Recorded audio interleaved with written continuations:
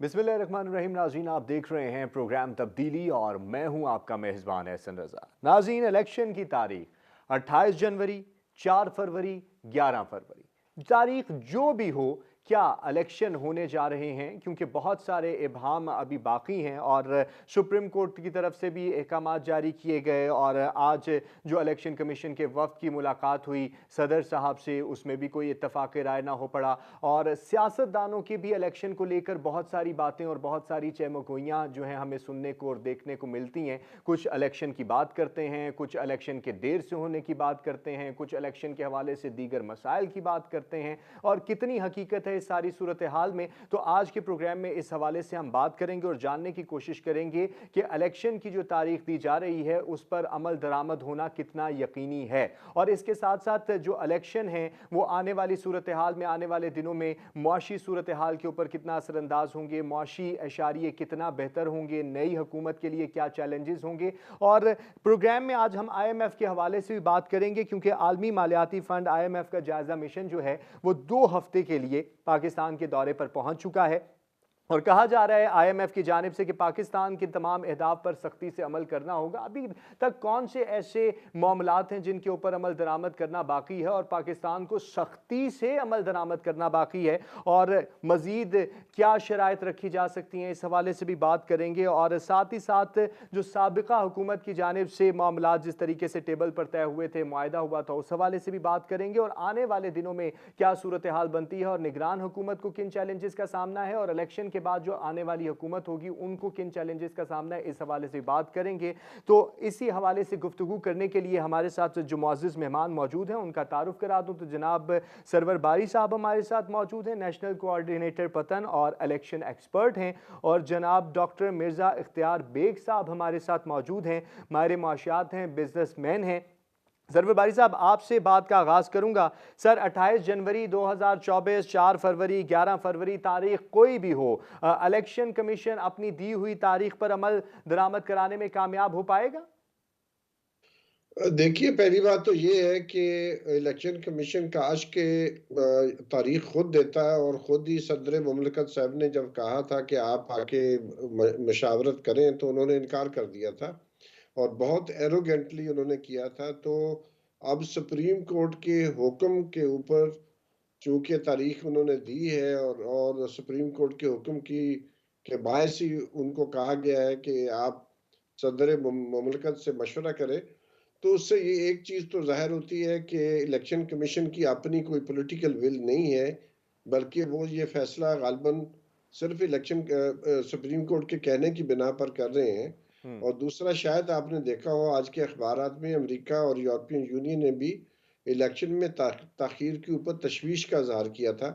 तो ये कहने में कोई हर्ज नहीं है कि अगर मैं ये कहूँ कि इलेक्शन कमीशन की अपनी कोई विल नहीं है इलेक्शन करवाने में और वो लेतोलाल से काम लिया जा रहा है और बहुत सारे उसके हवाले से शवाहद मौजूद है हमारे पास।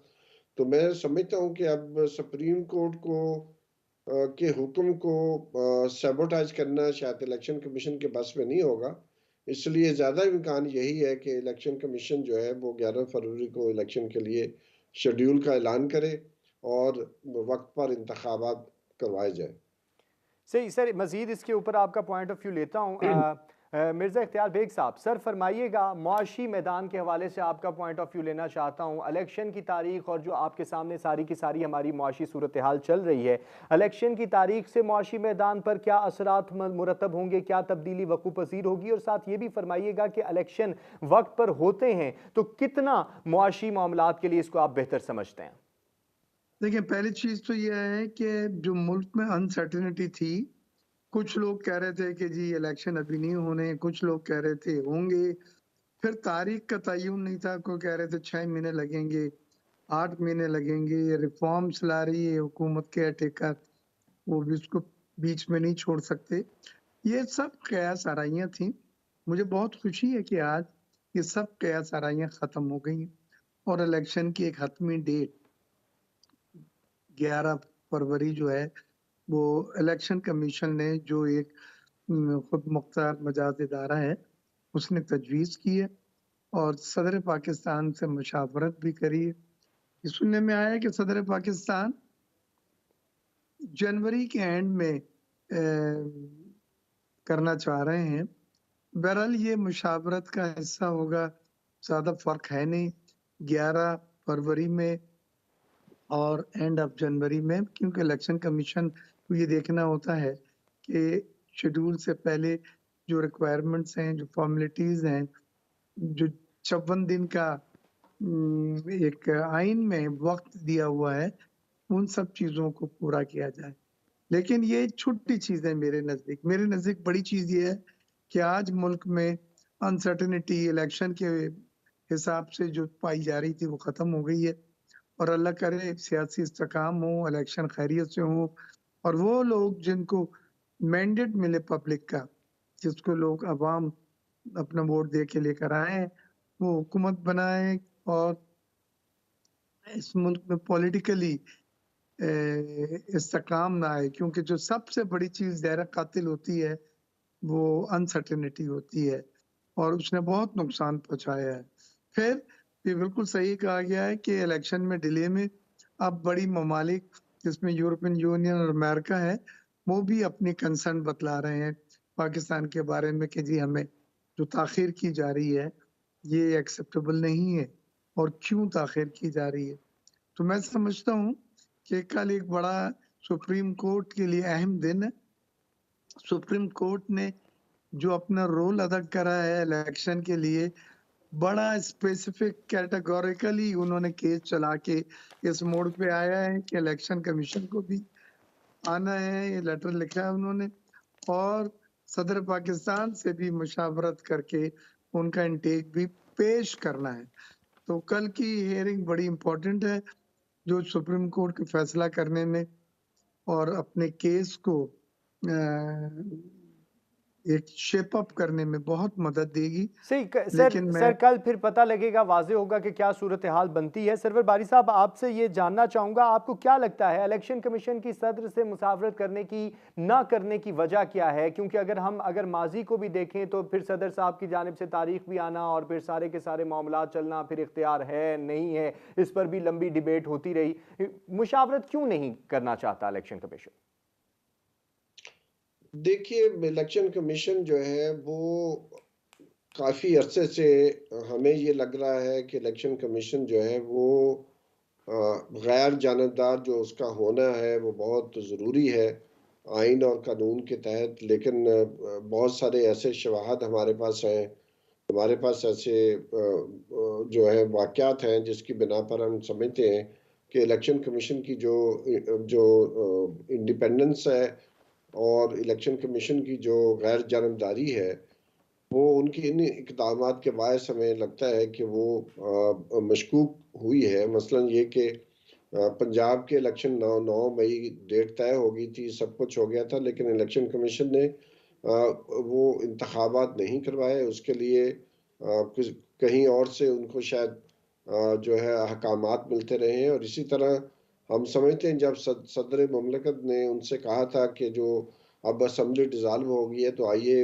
हम बातचीत करते हैं, मुशावरत करते हैं और इलेक्शन की डेट देते हैं, तो उन्होंने उनको मिलना भी गवारा नहीं किया, बल्कि उन्हीं दिनों में, बल्कि 1-2 दिनों के अंदर ही उन्होंने अमेरिकी एम्बेसडर से तो मिलना पसंद किया, लेकिन सदर मुमलकत से जिनके साथ बिलाखिर उनको आज मुशावरत के लिए सुप्रीम कोर्ट ने हुक्म दिया है, तो उनको करना पड़ा। उससे साफ लगता है कि उनका पार्टीजन होना जो है वो हमें नज़र आ रहा है।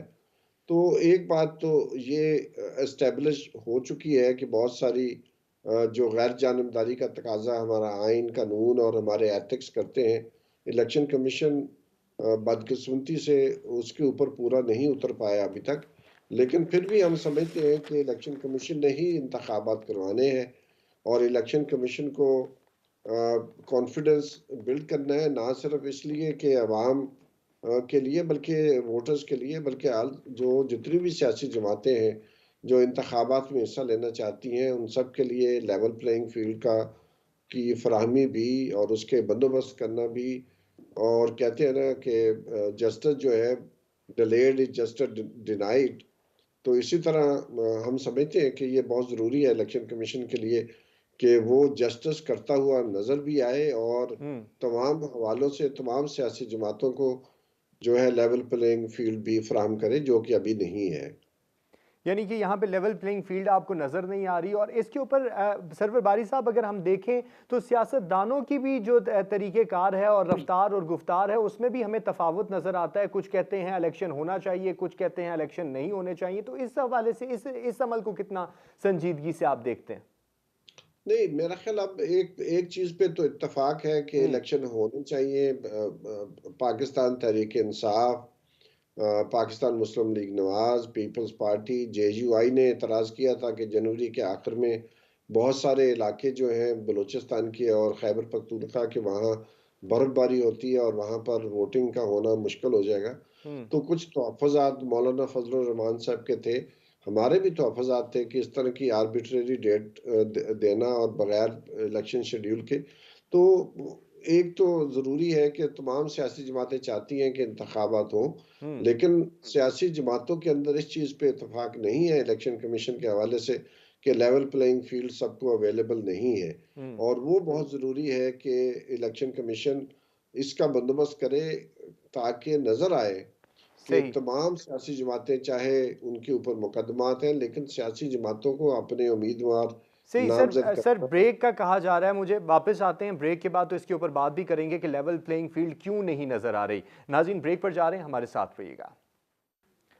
वेलकम बैक जी नाज़रीन, इलेक्शन की तारीख के हवाले से गुफ्तगू का सिलसिला जारी है।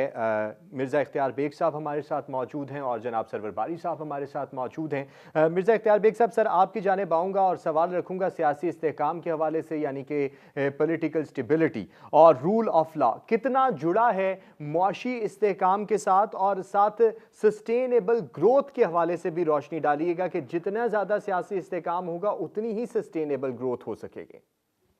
आपने बिल्कुल सही कहा है। ये जितने फैक्टर्स हैं, sustainable growth, GDP growth, export, इन सब का ताल्लुक जो है सियासी, जिससे माशी इस्तेकाम जुड़ा हुआ है, उनके साथ है। अगर मुल्क में सियासी इस्तेकाम नहीं है तो माशी इस्तेकाम भी बिल्कुल नहीं, और माशी इस्तेकाम नहीं होगा तो ना एक्सपोर्ट आपकी बढ़ सकेंगी बल्कि कम होगी। पैदावारी या प्रोडक्शन इंडस्ट्रीज की वो कम होगी।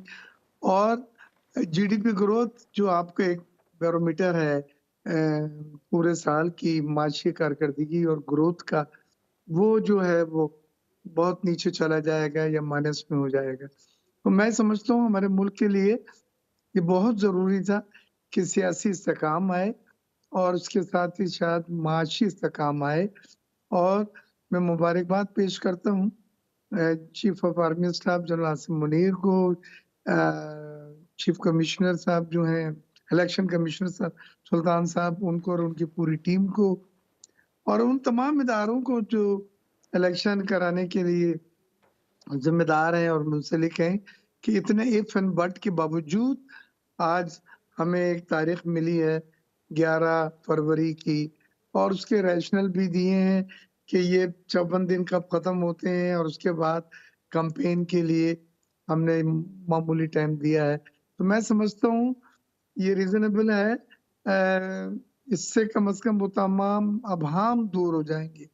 पीपल्स पार्टी पहले दिन से कह रही है कि जल्द से जल्द आप इलेक्शन कराएं, क्योंकि जमहूरी जो एक प्रोसेस है वो हम नहीं चाहते कि किसी तरह मांद पड़े या स्लो हो।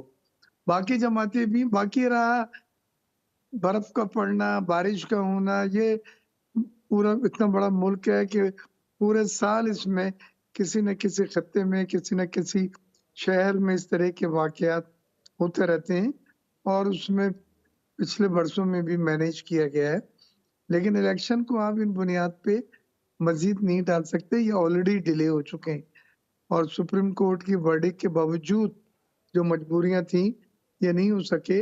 अब मजीद इलेक्शन को सही तातुल का सही शिकार सही। नहीं यानी कि वक्त पे इलेक्शन होना और सियासी इस्तेहकाम आना मुआशी इस्तेहकाम के लिए बहुत ज़्यादा ज़रूरी है। सरवर बारी साहब फरमाइएगा, जैसे कि आज आपने सुप्रीम कोर्ट के भी सारे मामलात देखे, सर क्या वजह है कि सियासतदान और जो दीगर इदारे हैं, चाहे वो इलेक्शन कमीशन है या वो कोई और इदारा है, वो क्यों अपने मामलात को खुद से सॉर्ट आउट नहीं करते और हमेशा सुप्रीम कोर्ट की तरफ, अदालतों की तरफ जाना पड़ता है और फिर अदालत की तरफ से ही डेट्स दी जाती हैं। अगर आप दीगर मामलात, सियासी मामलात के हवाले से भी देखें, वजारतों के हवाले से भी देखें और जितने भी मामलात हैं उनके हवाले से भी देखें, तो क्या वजूहात आपको नजर आती हैं कि हर इदारे को बिलाखिर सुप्रीम कोर्ट की तरफ ही देखना पड़ता है? बिल्कुल आपने सही फरमाया कि अगर आप देखिए कि लोकल गवर्नमेंट के इंतखाबात देखें तो वो भी बिल आखिर सुप्रीम कोर्ट की मुदाखलत की वजह से ही किए गए। जितने भी इंतखाबात हैं लोकल गवर्नमेंट के सिवाय जो 2001 के बाद 2007 तक होते रहे, लेकिन उसके बाद सिविलियन हुकूमतें आने के बाद तमाम लोकल गवर्नमेंट के इंतखाबात भी सुप्रीम कोर्ट के कहने की बिना पर हुए। बुनियादी बात ये है कि हमें ये लंबी बहस है, बहुत अहम सवाल है जो आपने उठाया है कि ये जो एक सियासी तनाव शुरू हो जाता है पाकिस्तान के अंदर आज 10 साल के बाद, उसकी वजूहात बुनियादी तौर पर जो है वो समझने की ज़रूरत है। और वो ये है कि जो तज़ादात हमारे यहाँ पाए जाते हैं कि रूल ऑफ लॉ होगा या माइट इज़ राइट होगा, ये 2 तस्वुरात हैं, उसके दरमियान जो कशमकश है वो चली आ रही है और उसको गो कि हमारे आइन ने उसको हल कर दिया हुआ है। लेकिन जो ताकतवर हलके हैं, गालिबन उनके दरमियान कोई कंसेंसस डेवलप होने में हर दफ़ा हम नाकाम हो जाते हैं। और असल में वही बुनियादी बात है कि हमारे यहाँ जो गवर्नेंस है और जो जितने भी ताकतवर हलके हैं, अशराफिया चाहे सिविलियन हो या नॉन सिविलियन सही हो, तो सही ये बुनियादी बात बारी साहब, अभी अभी की जो अहम डेवलपमेंट और अपडेट वो यही है कि आम इंतखाबात की जो 8 फरवरी की तारीख है वो फाइनल की गई है। इलेक्शन कमीशन और जनाब सदर मुमलिकत के दरमियान जो मुशावरत का अमल हुआ उसमें। बहुत अच्छी बात है कि अगर 11 की बजाय 8 फरवरी हो गई है। मैंने नहीं सुना, आपकी ज़बानी मुझे मालूम हुआ है। तो मैं समझता हूँ कि अगर इत्तेफाक हो गया है तो ये बहुत ही खुशाइंद बात है और हमें इसको वेलकम करना चाहिए। अब जो सबसे बड़ी बात है वो मैं पहले भी कह रहा था, वो है लेवल प्लेइंग फील्ड। लेकिन सियासी इस्तेकाम पाकिस्तान में तभी आएगा जब तमाम जो हमारी अशराफिया है, जो हमारी एलीट है, वो कोई अपना कंसेंसस बिल्डअप करे कि हमने इस मुल्क को कैसे चलाना है। जब तक हमारे यहाँ ये मसला हल नहीं होगा, सियासी इस्तेकाम नहीं आएगा, और जब तक सियासी इस्तेकाम नहीं आएगा तो मुआशी डेवलपमेंट नहीं हो सकती। देखिए जो भी ममालिक हैं, चाहे वो जमहूरी है या गैर जमहूरी है, सिंगापुर की बात कर लें या साउथ कोरिया की बात कर लें या दुबई की आप बात करें, उन तमाम ममालिक में इकोनॉमिक डेवलपमेंट भी हुई है और ह्यूमन डेवलपमेंट भी हुई है, जहाँ पर सियासी तसलसल या सियासी जमात की शक्ल में या फिर पॉलिसी की शक्ल में मौजूद रहा हो। वहीं पर उन्हीं ममालिक ने आगे जाके तरक्की की है। टर्की की मिसाल ले लें। टर्की में जब तक ये कशमकश रही सिविलियन और मिलिट्री एस्टेब्लिशमेंट के दरमियान, टर्की जो है वो बिल्कुल तरक्की नहीं कर पाया था। गो कि अब अथॉरिटेरियन रजीम है वहाँ, लेकिन वहाँ एक तसलसल है। उसकी वजह से आज जो टर्किया है वो जो दुनिया की 20 बड़ी जो इकोनॉमीज है उनमें उसका सही, शामिल यानी है। कि सारी सारी सियासी जमातों का एक पेज पर इलेक्शन के हवाले से और सियासी मामलात को लेकर आने के मामले हवाले से एक पेज पर आना बहुत ज़्यादा ज़रूरी है। सर, आईएमएफ के हवाले से भी मुझे बेग साहब से एक पॉइंट ऑफ व्यू लेना है। बेग साहब, आईएमएफ का जायजा मिशन 2 हफ्ते के दौरे पर पाकिस्तान पहुंच चुका है और बार बार कहा गया उनकी तरफ से कि अहदाफ पर सख्ती से अमल दरामद करना है, तो मजीद कौन सी शराइत पर अमल दरामद करना अभी बाकी रह गया सर? शराइत है सर्कुलर डेट, जी। गर्दिशी कर्जों का कम करना है। हमारे गर्दिशी कर्जे बढ़ गए हैं और बहुत अलार्मिंग हद तक बढ़ गए हैं। उसके बाद public sector loss making organisations हैं, हुकूमती इदारे जो नुकसान में चलने वाले इदारे हैं, जिसमें पीआईए, स्टील मिल, रेलवे और डिस्कोज हैं, उसकी निचकारी या रिस्ट्रक्चरिंग, क्योंकि ये 500 अरब रुपए सालाना ब्लीडिंग हो रही है इसकी, वो करना था। आपने ऑलरेडी जो चीजें कर ली हैं उसमें पेट्रोलियम डेवलपमेंट लीवे 50 रुपए फी लीटर से 55 रुपए हुआ, फिर 60 रुपए जो आईएमएफ की डिमांड थी कि 60 रुपए फी लीटर और पीडीएल वो कर दिया है। गैस की कीमतों में 193% इजाफा किया गया है और वो अक्रॉस द बोर्ड है। वो घरेलू सार्फिन भी हैं, कमर्शियल भी हैं, सनती सार्फिन भी हैं, सीएनजी वाले भी हैं और फिक्स रेंट भी बढ़ाए गए हैं। तो ये एक बहुत तकलीफ दे अमल है, क्योंकि इतनी ज़्यादा एक यख़्त ये तरफ जो गैस की कीमतें बढ़ी हैं, वो इंडस्ट्री उसको बर्दाश्त नहीं कर सकती, उसकी कॉम्पिटिटिवनेस एरोड हो रही है। तो ये बात थी। पावर के रेट पहले ही बढ़ाए जा चुके थे। रुपये पे हमने माशाल्लाह अच्छा मैनेज किया है। ओपन बैंक में ओपन मार्केट में और इंटर बैंक में 1-2 रुपए का फ़र्क है, जो आईएमएफ को अलाउ है और रुपए ही हमारा मुस्तहकम हो रहा है। रेवेन्यू टारगेट अल्लाह का फ़ज़ल है, हमारे पूरे हुए इस क्वार्टर के, और इन हालात में भी जब इकोनॉमिक ग्रोथ स्लो डाउन है, हमने रेवेन्यू टारगेट पूरा करके आईएमएफ को दिखाया है। तो एफबीआर को मैं मुबारकबाद पेश करता हूँ। और वज़ीर ख़ज़ाना साहिबा ने जो रिपोर्ट बनाई है, पेश की है, उसमें ज़्यादातर हदायत हमने अचीव कर लिए हैं, जो आईएमएफ की डिमांड थी।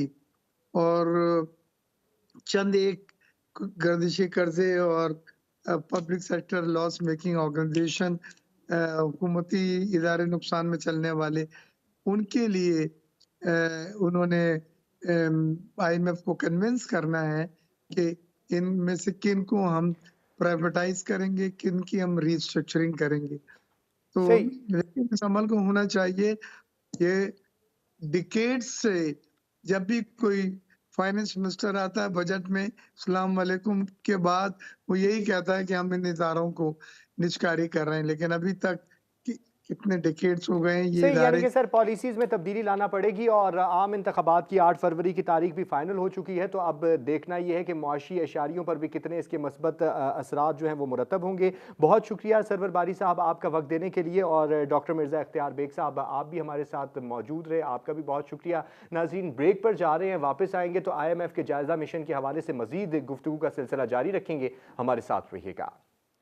वेलकम बैक नाज़रीन, IMF के हवाले से गुफ्तगू करेंगे अब, और आलमी मालियाती फ़ंड IMF का जायज़ा मिशन 2 हफ़्ते के लिए पाकिस्तान पहुंच चुका है। बहुत सारी बातें हमें सुनने को मिल भी रही हैं कि पाकिस्तान के तमाम अहदाफ पर सख्ती से अमल दरामद करना होगा।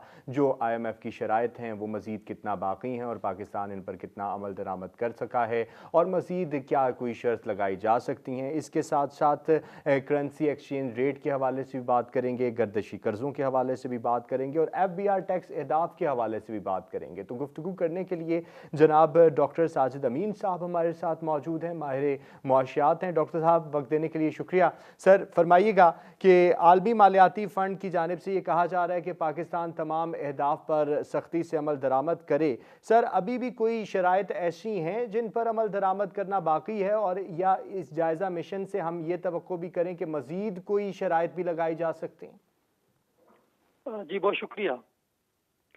मेरा ख्याल है इसमें अगर हम इस वक्त तक की बात करें, जब हम बात कर रहे हैं, तो तकरीबन जो तमाम शराइत थी इस तिमाही के लिए जो गुजरी है, जिसका रिव्यू होना है, बहुत हद तक पाकिस्तान ने मुकम्मल कर दी। तकरीबन वो मुकम्मल हैं। सिर्फ एक चीज थी जो थोड़ा सा एक क्रिएट कर सकती थी कि एक थोड़ा सा डिले शायद उसमें हो सकता था, या थोड़ी उस पर बात हो सकती, वो इलेक्शन की डेट थी। क्योंकि जो दूसरा रिव्यू आना है उसकी ये शर्त थी कि वो नई गवर्नमेंट के साथ आएगा, जो इसके बाद का रिव्यू है। सही। तो मुझे लगता है कि आज गवर्नमेंट ने जो इलेक्शन कमीशन ऑफ पाकिस्तान ने वो चाहे सुप्रीम कोर्ट में बयान दिया है, बहुत हद तक क्लैरिटी आ गई है कि जो 11 फरवरी को नहीं सर, 8 फरवरी के लिए डेट जो है वो फाइनल कर ली गई है, और ये कहा गया है कि जो सदर और अब ये अभी की अपडेट है कि इलेक्शन कमीशन के वक्त और सदर के माबैन जो मुलाकात है उसकी मुशावरती अमल जो तकमील पे पहुंचा, तो वो 8 फरवरी की तारीख की नवीद लेकर आया है। बिल्कुल ठीक। तो ये जो आखिरी एक कह लें कि थोड़ी सी एक कमी थी इस रिव्यू की एक शर्त में, वो भी बहुत हद तक पूरी हो गई है। तो बहुत ज्यादा होपफुल हैं गवर्नमेंट भी और जो एक्सपर्ट्स भी कि अब शायद ये जो रिव्यू है ये बगैर किसी डिले के, बहुत ज्यादा कोई ले दे के बगैर जो है वो शायद बहुत अच्छी तरह से जो है वो एक मुकम्मल हो जाएगा। किसी हद तक अगर इस पे बात हो सकती है या उसमें कुछ मजीद इक़दामात का कहा जा सकता है, वो शायद जो एक्सटर्नल फाइनेंसिंग का हमारा गैप है अभी भी किसी हद तक वो बहुत पूरी तरह से पूरा नहीं हो पा रहा है, उसमें यूरो बॉन्ड्स को डालते हुए भी उस पर शायद को बात हो पाए। बट ओवरऑल पाकिस्तान की जो गवर्नमेंट है बहुत अच्छी पोजीशन में है। जो लेवीज है वो 60 रुपए कर दी गई है, जो कि एक शर्त आई थी बाद में। जो रेवेन्यू टारगेट्स हैं वो पूरे कर लिए गए हैं, इलेक्शन की जो डेट है वो भी अनाउंस हो गई है। तो हम बहुत होपफुल हैं कि ये जो रिव्यू है ये सक्सेसफुली अपनी ड्यूरेशन में ही कंप्लीट हो जाएगा। ठीक, डॉक्टर साहब आपने एक्सटर्नल फाइनेंसिंग की बात की, तो बैरूनी फाइनेंसिंग के मसले पर आईएमएफ के खदशात क्या हैं? देखिए सर, उसमें आईएमएफ के जो खदशात हैं वो बुनियादी तौर पे ये हैं कि आईएमएफ ने ये देखना होता है कि किसी भी जब प्रोग्राम में हम होते हैं तो आईएमएफ भी बड़ा केयरफुल होता है कि ये ना हो कि मैं क्लियरेंस दे दूं इसको और बाद में कहीं कोई बहुत बड़ा जो ना गैप आ जाए। तो वो अरेंजमेंट्स देखनी होती हैं कि जो आपके फर्ज या हमने को 25-30 बिलियन डॉलर के जो कर्जे देने हैं तो उसमें कुछ 6-7 बिलियन डॉलर का फाइनेंसिंग गैप है जो भी आ रहा है। उसमें शायद हम यूरो बॉन्ड्स में कुछ कवर करने की कोशिश करेंगे, बट उसके अंदर फिर भी कुछ थोड़ा गैप रह रहा है। तो आईएमएफ ये देखना चाहेगा कि हमारे पास प्लान क्या है, ये जो गैप है 3-4 बिलियन का डॉलर का, वो हम कहाँ से फिल कर रहे होंगे। क्या हम कोई फ्रेंडली कैश डिपॉजिट्स दे रहे होंगे, क्या हम कुछ रोल ओवर्स कर रहे होंगे, बारोइंग कर रहे होंगे, कुछ इस तरह की। तो वो एक प्लान होता है जो उनको रखना होता है कि जी by end of this year जो जून में है हमारे पास जो एक फाइनेंसिंग गैप नजर आ रहा है वो हम पूरा कर लेंगे। तो वो इस हद तक शायद इस पे बात जरूर होगी कि हमारे पास प्लान क्या है इस फाइनेंसिंग गैप को फिल करने के लिए। अच्छा डॉक्टर साहब, ये फरमाइएगा गर्दिशी कर्जों के हवाले से भी कि गर्ददी करते जो हैं बढ़ते चले जा रहे हैं और बढ़ते ही चले जा रहे हैं। माहिर मुआशियात होने की हैसियत से आप क्या राय देते हैं इस हवाले से, और साथ ही साथ क्या समझते हैं कि किस तरीके से इन गर्दिशी कर्जों पर काबू पाया जा सकता है? देखिए जी, गर्दिशी कर्जों में बेसिकली आप कह लें कि 2-3 उसके बुनियादी इज्जा हैं जी। एक तो है आपकी कास्ट ऑफ प्रोडक्शन की, अगर आप महंगी बिजली पैदा करके सस्ती बेचेंगे तो आपका गर्दिशी कर्जे जो है वो बढ़ेंगे, नंबर 1, चाहे वो गैस है चाहे वो बिजली है। इसी तरह जब आपकी जो जो डिमांड बढ़ती है, जितनी ज्यादा खपत होती है उतने आपके गर्दिशी कर्जे जो बढ़ते हैं। उसमें अगर आप देखें तो किसी हद तक गवर्नमेंट ने बहुत ज्यादा अमल किया है कि जो सब्सिडीज थी, जो गैर जरूरी तौर पे मुफ्त बिजली के यूनिट थे, जो गैस की सब्सिडीज दी जा रही थी, बहुत सारे सेक्टर्स को वो कम की गई हैं, वापस ली गई हैं। इसीलिए आपने देखा कि बिजली की कीमतें और गैस की कीमतें बहुत तेजी से बढ़ी। इस वक्त मुझे लगता है कोई जो बहुत बड़ा फैक्टर है जो गर्दिशी कर्जों में कंट्रीब्यूशन कर रहा है और जो जाहिर है किसी हद तक गवर्नमेंट ऑफ पाकिस्तान के कंट्रोल में नहीं रहता, वो 2 फैक्टर है। एक है कि अगर बैरूनी मुल्क मार्केट में, अगर आलमी मार्केट के अंदर पेट्रोल की कीमतें या ऑयल की कीमतें बढ़ जाती हैं तो हमारी जो कास्ट ऑफ प्रोडक्शन है वो ऑटोमेटिकली बढ़ जाती है उसकी वजह से। तो उन तमाम इकदाम के बावजूद कि जब आप लेवीज को 50 से 60 पे ले गए हैं, सब्सिडी खत्म कर दी है, तो भी ये मुमकिन होता है कि आपका जो गर्दिशी कर्जा है उसमें थोड़ा इजाफा हो जाए। दूसरा एक और जो फैक्टर रहा, जो बहुत बड़ा मेजर फैक्टर रहा है, वो रुपए की डेप्रिसिएशन है। क्योंकि जब आपको इवन अगर ऑयल मार्केट में, आलमी मंडी में कीमतें मुस्तहकम भी रहें, लेकिन अगर आपका रुपया गिर जाए डॉलर के मुकाबले तो जो लोकल लेवल पे आपकी जो कीमत है पर यूनिट वो बढ़ जाती है उसके अंदर। तो वो जब गवर्नमेंट उसको पूरी तरह से पास ऑन नहीं कर पाती तो उसके दौरान फिर वो जो गैप आता है वो गर्दिशी कर्जा जो है वो बढ़ा देता है। इसके 2-3 बुनियादी सोल्यूशन हैं जो हमें करने हैं। इमीडिएट शॉर्ट टर्म में तो हमारे पास यही एक सोल्यूशन है जो आईएमएफ के साथ हम कर रहे हैं कि आप जो गैर जरूरी सब्सिडीज हैं उनको खत्म किया जाए। जो आप सस्ती बिजली दे रहे हैं बहुत बड़े बड़े यूनिट्स को, बाकी चीजों को जो हाई कंजम्पशन यूनिट्स हैं उनको दे रहे हैं, उनको जो है वो खत्म किया जाए। तो इस वक्त जो अगले 2 से 3 माह में नजर आता है वो यही रहेगी गवर्नमेंट की अप्रोच कि अगर बहुत ज्यादा कीमतें बढ़ती हैं, खुदा न खास्ता अगर रुपया गिरता है या आलमी मार्केट में कीमतें बढ़ती हैं और दोबारा से वो गैप एक क्रिएट होता है, तो आईएमएफ शायद मजीद कह सकता है अगली तिमाही के लिए कि आपको इसको आलमी मार्केट के साथ रखना है, सो आप कीमतें उसको बढ़ाते रहें। लेकिन मीडियम टू लॉन्ग टर्म में इसका जो सोल्यूशन है वो यही है कि हमें ये जो इन्हिसार है तेल से पैदा करदा बिजली से, फॉसल फ्यूल से पैदा करदा बिजली से, इस पे हमें कम से कम जो है वो इन्हिसार करना होगा। हमें ग्रीन एनर्जी ट्रांजिशन की तरफ जाना होगा। जो हमारे लाइन लॉसेस हैं, जो बिजली की चोरी है, जो अवेजन है, उन पे काबू पाना होगा। लेकिन जाहिर है ये medium to long term agenda है जो शायद आने वाली गवर्नमेंट कर पाएगी। इस गवर्नमेंट के पास इस वक्त यही मेजर है कि थोड़ा सा लाइन लाइसेंस को कंट्रोल कर सके। और थोड़ी सी उम्मीद ये है कि अगले 1.5-2 माह में अगर आप 2 चीजों को मिला के देखें कि इलेक्शन की डेट का आना, जिसने बहुत हद तक जो सियासी गैर यकीनी की सूरत हाल थी उसको खत्म किया है। दूसरे नंबर पे अगर हम आईएमएफ का ये वाला जो रिव्यू है ये सक्सेसफुली, जिसके बहुत ज्यादा चांसेस हैं कंप्लीट हो जाता है, तो वो जो मार्केट के अंदर एक मुआशी बेयकीनी भी थी वो भी किसी हद तक जो है वो कम हो पाएगी। ये दोनों चीजें मिलके मददगार होंगी कि जो रुपया है अब वो डॉलर के मुकाबले में अपनी इस पोजीशन को बरकरार रखे, 280 के इर्द गिर्द जो है वो जो इस वक्त पोजीशन है रखे, और आलमी मार्केट में भी कीमतों में थोड़ा सा ठहराव है इस वक्त तेल की। तो अगर यही सूरत हाल रहती है तो कोई बहुत ज्यादा प्रेशर आगे चल के उस पे नहीं आएगा।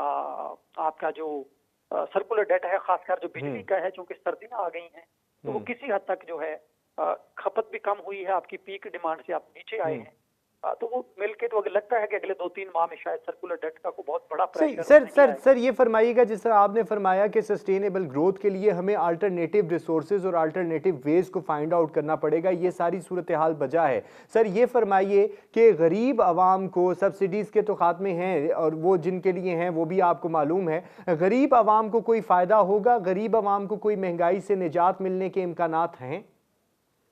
जी देखिए, इसमें 2-3 चीजें हैं। मैं हमेशा पिछले 2-3 साल से ये कह रहा हूँ कि किसी भी गवर्नमेंट का इस वक्त जो सबसे बड़ा एजेंडा होना चाहिए वो आम आदमी को महंगाई के और ये जो हमने स्टेबलाइजेशन के लिए पॉलिसीज ली हैं, जिसमें बिजली की कीमतों का बढ़ाना है, टैक्सेस का बढ़ाना है, इंटरेस्ट रेट का बढ़ाना है, जिसकी वजह से बहुत ज्यादा इन्फ्लेशन है, वो आपका पास सोशल जो नेटवर्क है, आपके जो सोशल सेफ्टी नेटवर्क हैं, जिसको हम टारगेटेड सब्सिडीज कह रहे हैं, वही एक वाहिद इस वक्त हल है। और हमें जो बेसिक इनकम सपोर्ट प्रोग्राम है उसको बहुत ज्यादा मजीद एक्सपेंड करने की जरूरत है। जो सोशल 3 बुनियादी तौर पे हम काम इस वक्त कर सकते हैं आम आदमी को अगले 6 माह से 9 माह से में रिलीफ देने के लिए। सबसे पहला तो ये है कि जो मसनूई मुनाफाखोरी है, ज़ख़ीरा अंदोजी है, गवर्नमेंट पहले इस पे कंट्रोल पाए ताकि खासकर ये जो फूड इन्फ्लेशन है ये बहुत हद तक इससे हो रहा है, ताकि उसको मैनेज किया जा सके। नंबर 1 तो जिसको हम कहते हैं ना एडमिनिस्ट्रेटिव मेजर, सही, वो पहला गवर्नमेंट के पास हथियार है जिसको उसको लाने की जरूरत है। जो दूसरा है इसके साथ ही वो टारगेटेड सब्सिडीज हैं, वो चाहे सस्ता पेट्रोल स्कीम हो, चाहे खाने पीने की शिया पे हो, चाहे वो यूटिलिटी स्टोर पे हो।